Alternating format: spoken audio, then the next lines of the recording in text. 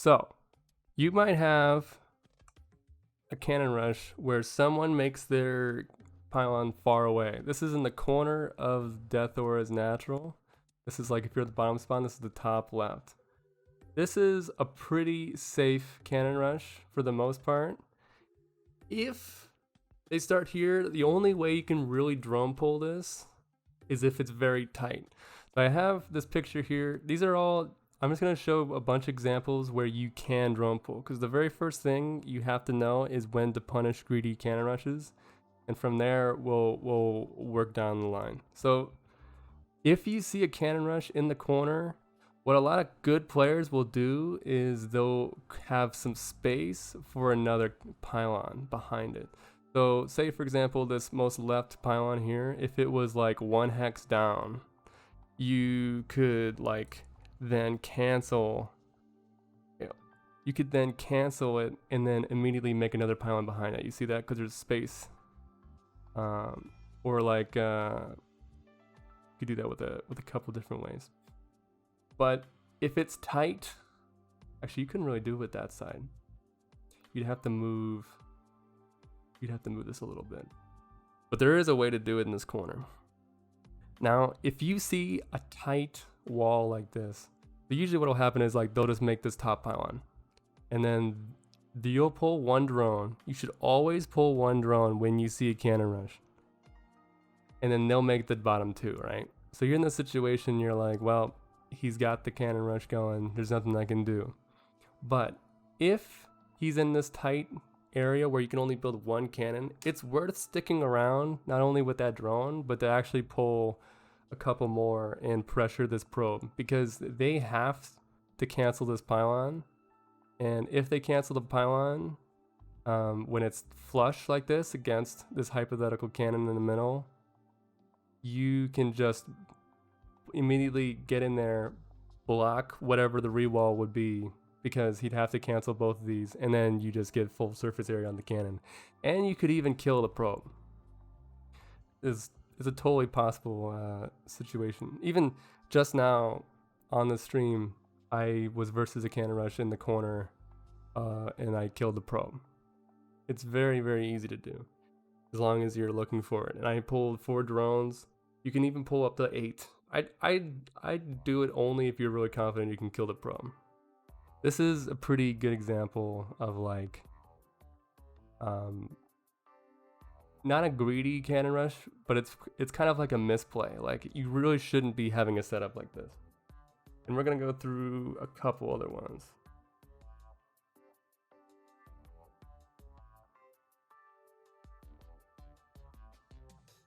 All right, next one's Evergreen. So this is an interesting cannon rush because this doesn't really exist right now in this pool, but this is me like covering every base possible to make this as thorough as possible. If you have a cannon rush like Everdream was, where you have to cover the cannon on the low ground, this is the scenario. You get 3 pylon walled off on the top. They cancel the second and third pylon, keep this one, or whatever's powering the low ground, make a gateway, make a pylon. If there's a situation where they have to make 2 pylons and a gateway to cover the cannon, and the gateway itself has at least an 8 drone surface area, you can actually just pull drones and put in tons and tons of pressure. This is like a really good example of like, you know, you look at it and you're like, oh, they know everything. They have the gateway in the low ground. They're covering with the pylons. Surely I can't drone pull versus this. But once I realized like you can with these certain diameters, like 8 pylon or 8 drone surface area on the gateway, you can get in the back. See, you'd have to have 2 pylons up here to fully block it. It's just not possible unless like somehow this pylon was covering all around the cannon and you could get like 2 gateways, then like it changes a little bit. But the key is 2 pylons, 1 gateway covering the cannon. You can drone pull these. And this is something that you normally would think this is safe, but just because of that second pylon, it actually makes a huge difference. Because if you get in there before that second pylon goes down, it's a wrap for sure. And it's very hard to afford a gateway cannon and 2 pylons after just canceling 2 pylons. You are banking some money, but it's not that much money. So it's actually pretty sick to know this. And I notice a lot of people will say stuff like, I'm getting cannon rush on submarine, what do I do? Really important thing to note is if you're getting 3 pylon walled off on submarine, you can drone pull every single time. And you can do this for pillars of gold too. Every single time you can drone pull versus this 3 pylon wall off type stuff. I left both pylons on the edges to show like there's really not enough room. You can see like this is where the cannon would be on the left side, and there's just no room to put a gateway. Same with on the right side here. So like what this means is if someone 3 pylon walled you, and you busted them, and you went down the ramp, they have to make pylons in response. And pylons are just way too weak to defend a cannon like this. So this goes for like, you know, any situation where they can't make a gateway pretty much. You can drone pull unless for some reason they're in like a crazy choke, like in a mineral line or something like that. But yeah, since it's just in this corner like this, you still get great surface area like on the whole left and bottom side. I think maybe even on the right a little bit. But even just this lower half is like more than enough. But once you know like, okay, they can't rush me or 3 pylon wall me on these maps. And you can always check for this. Every time a map comes out, you can do this yourself and go in a custom game and just check. Once you know this, you're like, okay, I don't have to worry about my ramp as much. I mean, you can keep an eye on it, but you really, if you're gonna get cannon rushed, it's gonna be in the mineral line, it's gonna be in a weird corner. There's like no worries about a cannon rush like this. And because you can just always drone pull.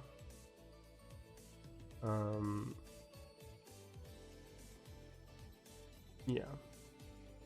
So if you see a cannon rush like this though, on a map where the surface area is too big or they can't low ground the wall, the best thing to do is to always pull 4 to 6 drones. It depends on the surface area of the pylon itself. Usually it's 4, sometimes it can be 6. And then you just work on the 1 pylon. Usually it's the pylon that starts first that's important. And if you do that, it's pretty low commitment just to pull like 4 drones, for example. And then as soon as that's down, you can just go ahead and go to low ground and pull more. Because I've noticed some people will let all 3 pylons finish, and then people are like, oh no, what do I do? I can't get a low ground. But if you're working on the first pylon with 4 drones, then you should always be able to get a low ground, and it's no problem at all. But yeah, we'll be talking a little bit about how many drones to pull as we go through. But versus these kind of cannon rushes, these kind of maps, that's the best thing to do, for sure. I want to just get that out of the way so people know.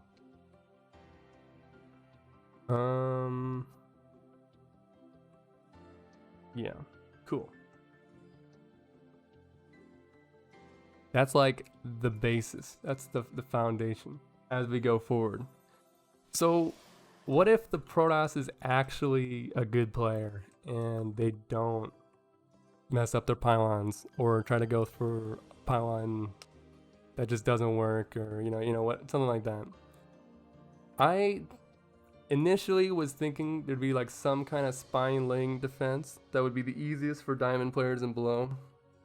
But after testing internally in my Discord, I found that was not the case. It wasn't even close. It was actually way harder just because there's very specific things you have to multitask while doing it. So I am not going to recommend the Spineling for Diamond and below. That's probably going to be more like a Masters Plus. And I have reasons that I think it's still good, but we'll talk about that later. But basically what I'm getting down to is the best way for lower levels is just going Ravagers. But Scarlett doesn't do it here because she's Scarlett. But what I will suggest is if you're doing this build, going Ravagers, 16 hatch is a great way to start it off, but 16 pool makes everything easier. And I don't think it's too metagamey that like you're just crippling your economy super bad. I think it's just a thing. You know, it's just an earlier pool. And then you can take your gas relatively quickly afterwards. You can go like 16 hatch, 16 pool, and then you could even go, I think 17 gas would be on time with an 18 gas, 17 pool. I think you'd be pretty much on point. You just have quicker queens, and that would be the difference in a standard game. The difference in a cannon rush game is your pool is so much quicker, obviously, but because of that, your roach warren is so much quicker. So everything just becomes faster. And the difference between a 16 pool and an 18 or a 17 pool, technically, is like a full bile, like 3 full biles. And that's literally whether you kill a shield battery or not. Now, Scarlett's going 18 gas, 17 pool. So the gas timings are slightly different, but I want to walk through a little bit of what's going on. Pulls 1 drone to check. You always want to pull 1 drone to make them show their hand. They could just have 1 pylon and it could be a fake. But as soon as they put 3 pylons, you know there's a lot more of a commitment. At the very least, if it's a fake, they're committing a lot more money to the fake, and then you can commit a little bit more. It's a little bit of a tug of war, where like he's putting down 1 pylon, you'll pull down 1 drone. They're pulling down 3 pylons. Well, you can go ahead and you know, make your pool or your gas in this case. It should be the gas. If you're going 16 pool, it should already be down. In this case, it'd be we're gonna double gas. That's the reaction right away. So it's not a huge commitment, but you're seeing the gateway, and you know, it's slowly progressing more and more. Now there's a cannon, and then you can be like, okay, we're gonna go roach warren, we're gonna double spine, and that's what we see here. Double spine at the ramp, I think, is a pretty important distinction to make, because it's not in range of the cannons. These aren't made to kill cannons, they're made to cover the main ramp. This is super important versus like 2-gate variations, but also important even with robo. This is a robo variation for this one, but even then the Protoss is making a zealot and using it as vision because we're so up close. Look at the Protoss's vision. This zealot is literally everything. So just getting the hit points and shields off of this zealot is a great start to this, because then you can kind of poke at it and stuff like that. And again, I will be giving this replay out so you can watch very, very closely. But you can see Ravagers right away. Let's back up. Queen, 2 spines right away. Just 2 lings. 2 lings I think are only really important if you know they're making a zealot. I think it's way too much to ask a diamond player to reactively make lings if you see the gateway building. So I'm just gonna say make 2 lings. But for, you know, your information, you don't need the 2 lings unless they're making a zealot very early, and the core isn't even done yet, so it can't be in depth or a stalker or anything like that. It would be 100% a zealot in this case. But the order is there: queen, double spine, roach warren right away. This is you have all the money for this, because you're not making nearly anything. You have 18 drones and like 6 of them are gas, so it's very, very low. You know, we're on 23 supply because we're just banking for the roach warren, and as the second queen comes out, we're making the roaches, and it's just all about getting these 3 roaches as quickly as possible. I think sport tricking is pretty good as far as like getting supply for this, but I don't think most people are gonna be this tight. Scarlett does sport trick. I'd probably do the sport trick, but at diamond player, don't worry about it. I just say just make the overlord, and it'll probably be all around the same timing. Just because there's so much stuff going on, I can't imagine it being super duper tight. But this is the setup. We have the 2 spines covering the ramp, 3 Ravagers on the bottom. They're trying to deny the vision. You can't really get the stalker up at this point because of the spines holding. Also the queens. These queens aren't transfuse or not transfusing. They aren't creeping or injecting this game. This is a little bit of a unique case because everything's so close already, you don't need to have any creep. But on a case like a romanticide, or I don't even know what else has a long distance. I think the only big one is romanticide. You would creep just for the sake of getting these spines in range. But most time you don't need to do this. Usually it's right there. I think like literally 7 out of 8 maps in this pool are like this. But just for the sake of like covering all my bases for everything in the future, you might need the tumor. And it's not a huge deal. You won't have a transfuse right now, but it is what it is. Now, I know a lot of people are gonna look at this. I kind of did it included at the very beginning, like, surely diamond players can't do this. This is Scarlet. Like, this is, of course, it's gonna look easy when Scarlet's doing it. But with 16 hatch, 16 pool, it actually is way easier. Because you have one thing that's going on, one thing to worry about. You're not expanding anywhere. There's no bases on the map. You don't have to worry about reactively doing anything here, you know, to check for certain techs or anything like that. Everything's in front of you. And I think that's a really important thing for lower level players.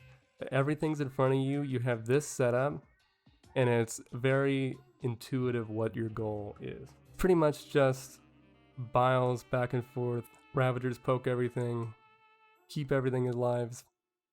Spines are your shield practically. Roaches are pretty much only made to be Ravagers. And eventually you're looking for snipes on the batteries to finally get on the low ground. That's pretty much your number one goal. And if you can waste energy like this, I think in some ways killing the cannon on the low ground immediately is bad, because if you kind of stagger it, you can get a lot of shield battery energy. So you see at this point, almost all of these are empty, and there's only these 2 at the end. I think you kind of want to wait a little while. Now there's very little energy left, and the bust becomes a lot more doable, and you can just kind of see. Only making queens and ravagers at this point, and then you just overwhelm. Focus the pylons is usually the best thing to do. Sometimes there's only 1 or 2 shield batteries, so it's fine. But this is the gist. Right? Super simple. Nothing we haven't seen before. Pretty much everyone's seen something like this, right? It's pretty intuitive as far as like what we know about how to beat shield battery cannon rush. Is the goal to break out and play macro? And he says conserve not pressure Protoss. So the important thing that I think a lot of people miss with these types of like cannon rush guides, like, oh, just make Ravagers and Queens, you'll beat all these different things, and it's sick, it's the best build, this is what you do to beat cannon rush. And they're right about a very specific type of cannon rush, but no one mentions the other types of cannon rushes, and that's the problem fundamentally with most people's guides. I've seen this with pro players who make the guides. I've seen this with streamers. All people I think they're very good at what they do, and they explain what they're talking about well, but they miss the mark in terms of covering options. So if you're versing that cannon rush and you bust out and you kill those robos, you win the game. The game's over. There's no need to worry about afterwards, because if you do that right, you're killing all their technology, all their money that they put in was in your natural base, and you wipe it out. So you should be able to counterattack and be fine. Or at the very least, you can just take a base and then you'll be miles ahead. The thing that people fail to mention is Gate Forge. Gate Forge is like a completely different world. And I'm going to call it 135 pylon. because this is how I remember, is it's a 135 pylon. So if anyone's ever confused why I'm talking about pylon timing, I'm talking about gate forge. So what does like 135 pylon actually mean versus like what's a forge gate? It's like a 1 minute pylon versus 135. I want to keep this like as the easy way. I'm going to keep it as simple as I possibly can. This is going to be the abridged version. But essentially what a 135 pylon, a gate forge cannon rush means is you're getting your tech a lot quicker in the form of a core, and with that you can get a robo very, very quickly. You can get a robo finished at the time that it would be started with a forge first, right? That's a huge difference. That's like a 30-second difference at least. And knowing when you see the pylon timing is absolutely key to know what you're dealing with, because the difference in reaction is actually night and day. It's actually crazy that I didn't know about this before. I didn't know anything about this stuff until I really looked into it.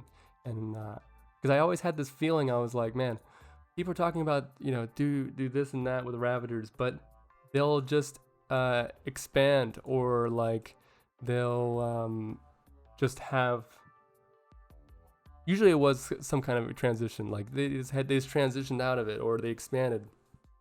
Like how can anyone go Ravagers versus this?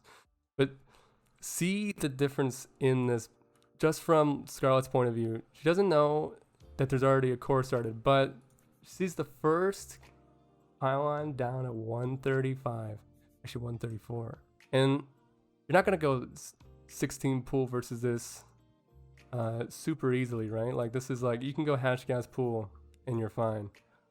No big deal. Of course, for lower level players, I recommend just going 16 hash 16 pool anyways, because you can't really reactively do it unless you cancel.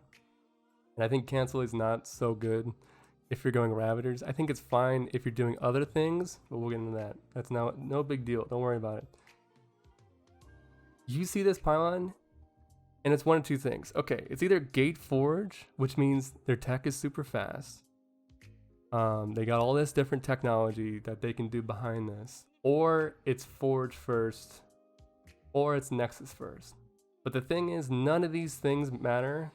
The only thing that matters is if it's a gateway first, because forge first is just the same. It'd be just a late cannon rush with no tech. You know, who would want to go that? Gate forge is better. Just go gate forge. Okay, what if it's a nexus first? Well, if it's a nexus first and I defend it, I can just transition and we're fine. We don't have to worry about it. Sure, they'll have their nexus, but they won't have any tech. Their Stargate's going to be late. We can cut certain things. We can get back into the game. So I don't want anyone to worry about, like, what if they go forge first and do this pylon and they trick me? You don't have to worry about any of that stuff.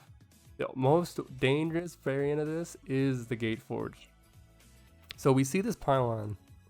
We know just by the timing what we're dealing with, right? And if it's the other things, it's just worse. We don't have to worry about that. And because it's so much later, you're in a unique position that you can actually accept or decline a robo battery rush. Because what do we do when we see a cannon rush most of the time? We're going versus forge first. We want to get Ravagers. We're going to take our gas. We're canceling this hatch right away. 100%, right? I don't want this hatchery. He's going to make cannons and it's going to die. And then I'm going to be down 300 and I'm not going to get my Roachworn gas and all that stuff. What about, I need 2 spines. What did I say before? I need 2 spines. Queen, Roachworn immediately. I need to cancel this hatchery immediately. But the thing is, because it's so late, we can actually just block so much of his progression with just creep. Scarlett's not pulling any more drones, just the one.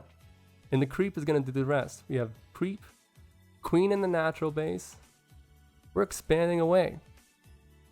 1 queen, 6 slings looking for that probe, maybe a little sneaky counterattack. We're expanding away, and we're going to be making 1 spine crawler with this drone. This is crazy, right? We have 3 cannons up, 2 pylons. Now, this base is dead, but the reality of the situation is we're running out of room very rapidly. We can't make it anything over there. We can make something here. We can maybe get a robo, but we're very quickly running out of space for a shield battery. And all of a sudden, we're kind of being snuffed out. There's no room to grow for the shield battery cannon rush. So what do we do as the Protoss? Well, they're pretty much forced to transition. They take the base, and then they leave. And then they go ahead. Our Protoss is making a Stargate so they don't die to any counterattacks. Also, got to worry about Lings, stuff like that. This is pretty powerful stuff. But we've lost the hatchery, but we've essentially avoided any possibility of a robo follow-up or even a void ray follow-up, any sort of tech up here. This has now basically been forced into a macro game. All of a sudden, Protoss is making a base, your base is already finished, and now your biggest problem is just cleaning up these cannons. And it would be absolutely dire. If you made Ravagers versus this variant, you would be screwed so many ways. Like making Ravagers right away, I think going Ravagers later could be a possibility, but you know, you'd have no base, you'd have, you know, you'd kill the cannons, but what would the counterattack be? Straight into a void ray. You're just done. There's no way. So this is a really important thing that you have to know. If you're gonna be like, I want to be good versus cannon rush, you have to know about, is this pylon a 1 minute? Is it a 135? You know, what am I gonna do differently versus one thing versus the other?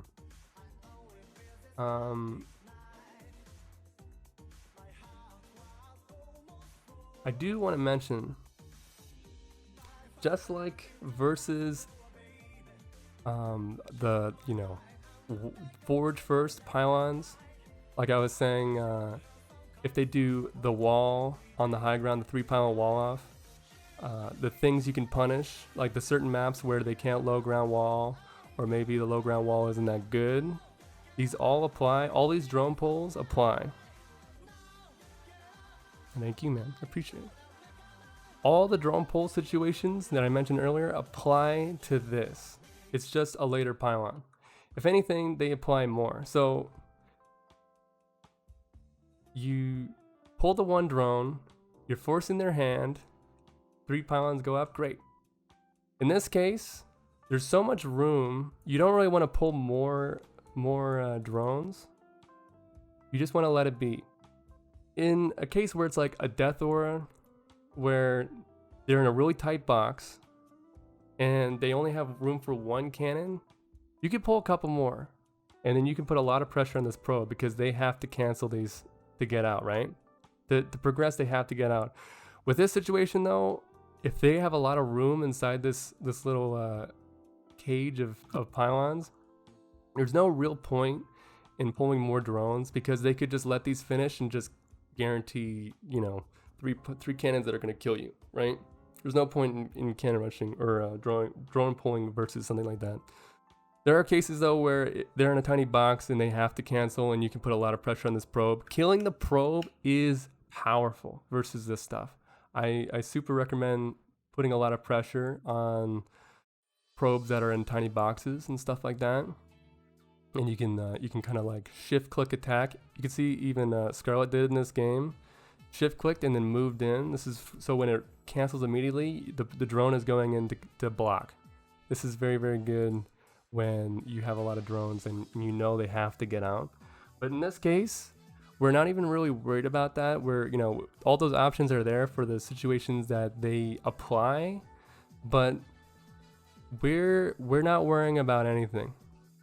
We're just expanding away. We're making some lings, but we're not even going to attack these cannons with the lings. And we're just going to make a spine crawler. Now, this map pool is, in particular, is in a unique position where you can actually clean up these cannons and stuff like this very, very easily with the help of our high ground friend. Just because they can't see up here, but you can get a lot of free reign on the high ground to the natural. This applies to most maps, having this angle up here. And you can see tumor goes down, queen gets into position, and then the spine gets into position. And we're not too worried about taking a fourth base like over here or something like that. You can take a base like that. Like I think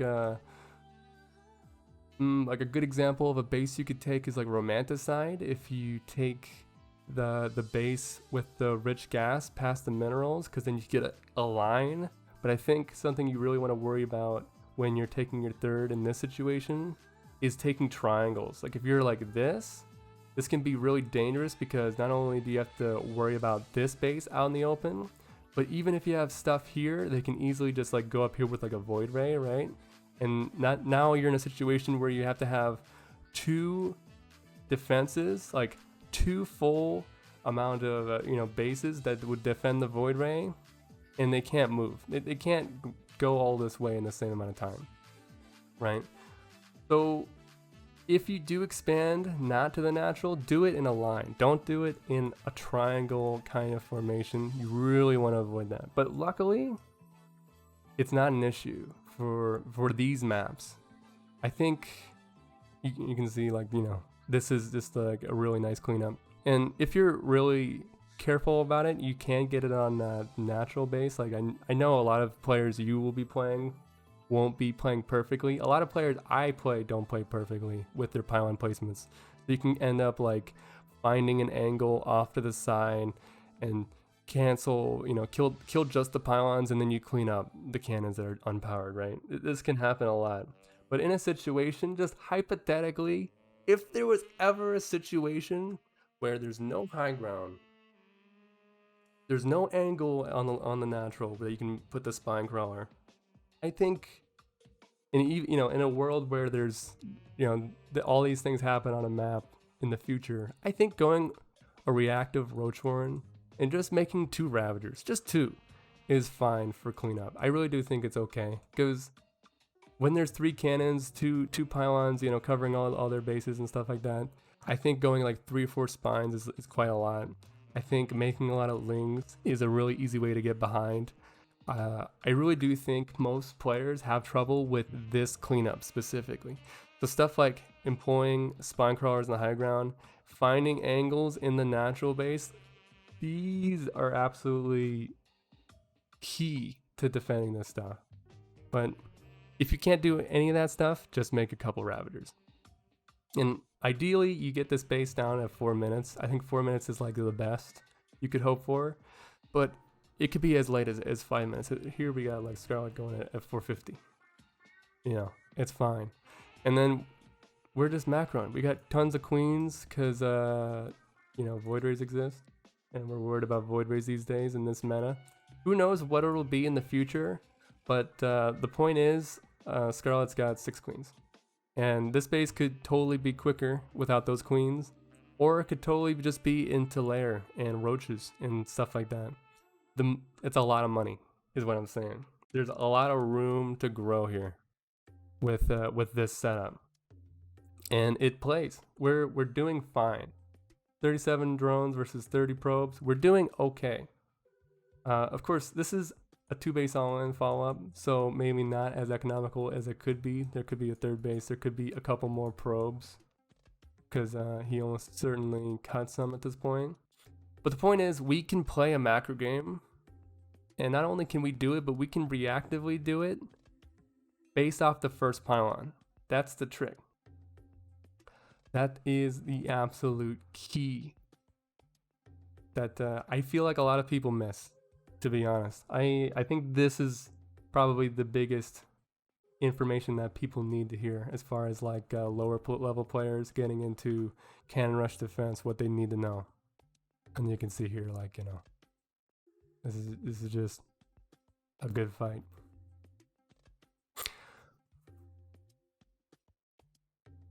So with this information, you'll be able to be pretty much any diamond player. But the most important thing is that hopefully with this information, game to game, you will be able to identify what kind of cannon rush it is and what you can do better. And you won't have to worry like, man, I don't know what to do. This is scary. You have the tools to, you know, improve. You're not just gonna go Ravagers and run into a Void Ray. That's my nightmare, basically, is being in a Ravager versus Void Ray mid map. And hopefully this is enough to stop that from ever happening and give you the confidence in actually playing versus this stuff. Because a lot of people will tell me like, oh yeah, I know the counter to the cannon rush, it's 12 pool. Like it's ridiculous that that's the meme, is that we have to go the earliest pool possible to blind counter something you can reactively see with pylons and you know, in context clues. It's crazy. But yeah, this game at this point is just a stomp. So it is what it is.